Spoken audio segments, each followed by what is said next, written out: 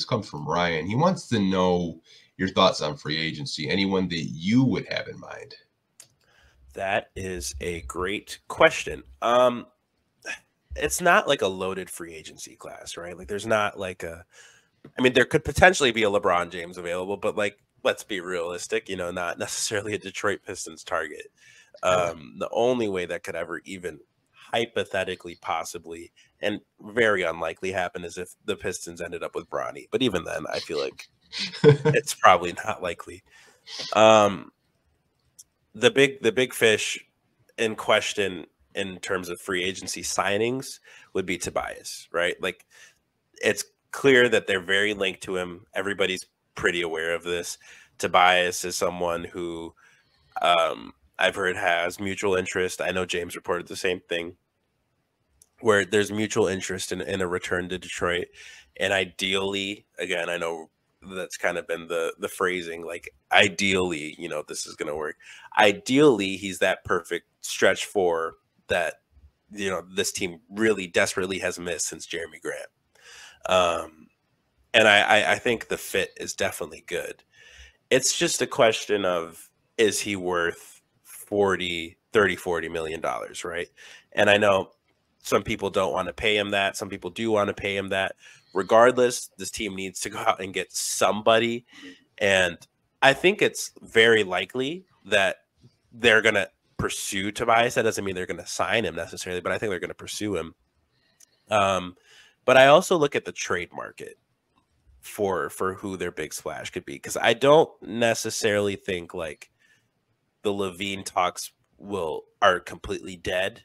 Like I think there's a possibility like they could revisit that, and I don't think his value's increased a ton. So I think it'd be kind of easy for them to go out and maybe get a Zach LaVine and sign a lower tier role player as like that stretch four, excuse me.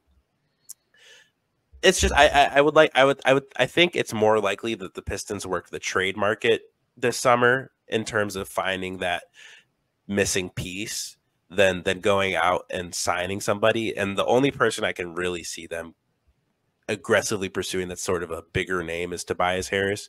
OG Anunoby's kind of out the window, right? Because everybody's pretty certain he's going to stay in New York. Same with Siakam in Indiana.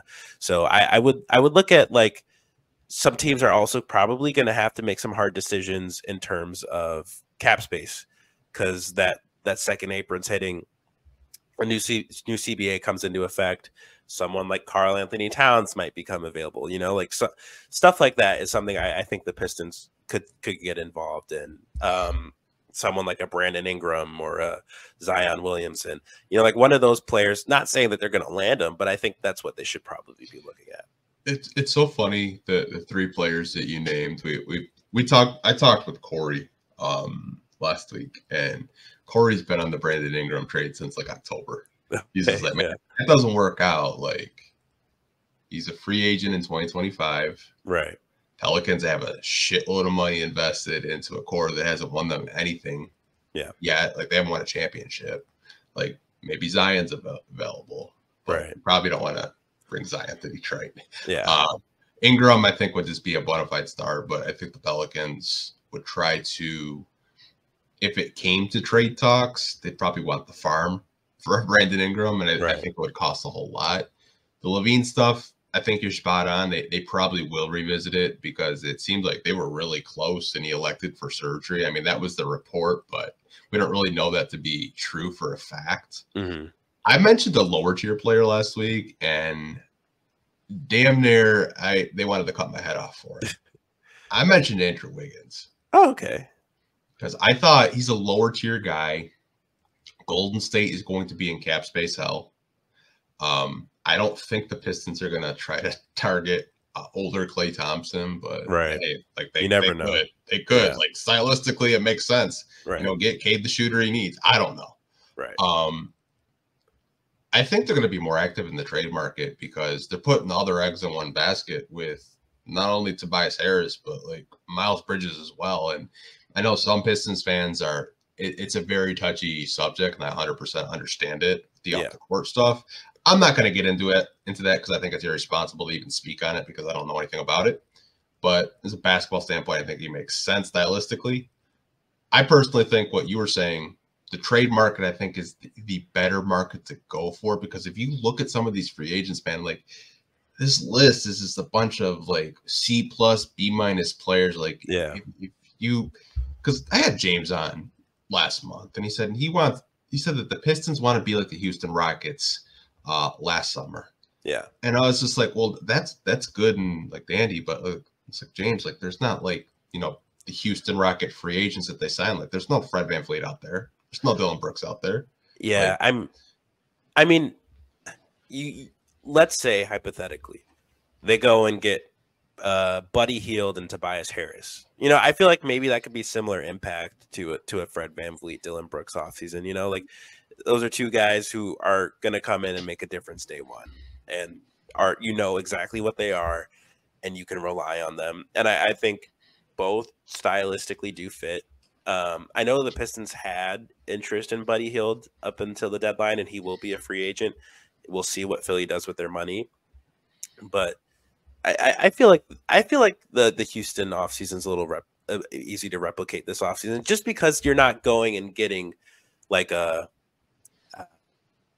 Kawhi Leonard, like how the Clippers got Kawhi and Paul George. Like you're not going to go and do that, right? Like that's not realistic. But getting a Tobias Harris, Buddy Hield per se, that's something that I could see in the cards. Yeah, I think the way I viewed it was like, Fred VanVleet, NBA champion, like really good point guard. Yeah. Dylan Brooks, for what it's worth, I know the antics are the antics, but he's a really good defender. Yeah. And when he's hitting his 3-point shots, that's a player you probably don't want to play against because he's talking shit the whole time. Yeah.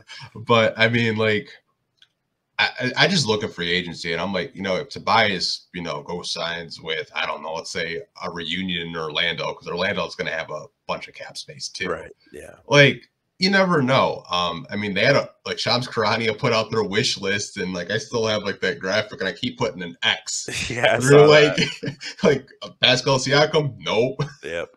It's just like I just don't know what they're gonna do, man. Like they say we're gonna have cap space, and we feel like this is the year to have it. I was like, man, I think last year was the year to have it personally. Yeah, and they did have it last year too. Someone like Cam Johnson would have really, I feel like, made a difference on this team, and that might be a whiff on their end, because I do know that I heard people told me that Cam had interest in coming to Detroit, so specifically with the Monty Williams reunion, right? So I feel like maybe that there was a whiff there, but I feel like they might have a chance to redeem themselves. So I guess we'll see.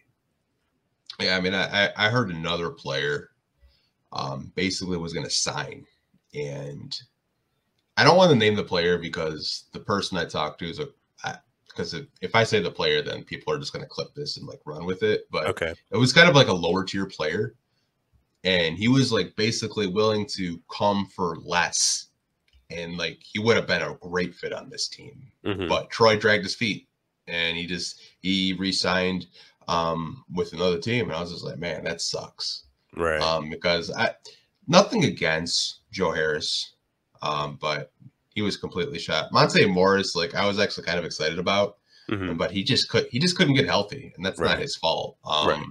I mean, he's almost won half as many games in Minnesota in a week, and a whole year with Detroit. Like, he's probably like loving it over there. Like, shout to Monte, but Flint legend. I mean, this free agency, man, it's just like so. Like normally I would be excited because we have money, but there's like no free agents. Like I haven't gotten like I just, if people are trying to talk draft with me, I just like, dude, I just don't care. Yeah, like I'm over it. I don't care if we have the 5th pick again. I get it.